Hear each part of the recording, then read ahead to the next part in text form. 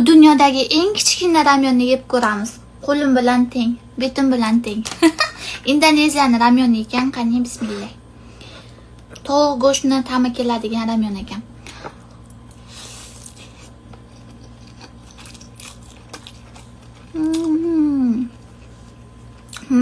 Tovuq go'shti ta'mi kelar ekan. Qovurilgan. Achchiq ekan lekin. Wow. Mazali ekan. Menimcha qovurilgan tuxum bilan yesa juda ham mazali ketadi.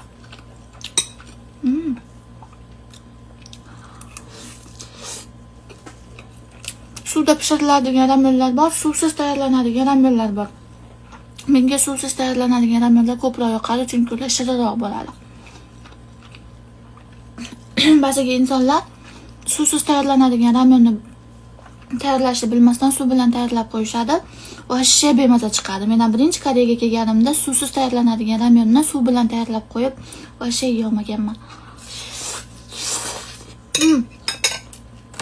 Qovurilgan kiyim yeb ko'rganmisizlar? Men birinchi marta mana shunaqasini yeb ko'ryapman. Kiyim ekan, qovurilgan.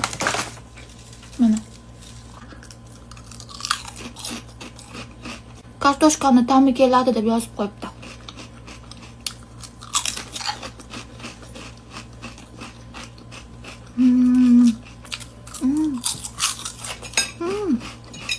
Kimdan chipsi yemasa bo'lar ekan.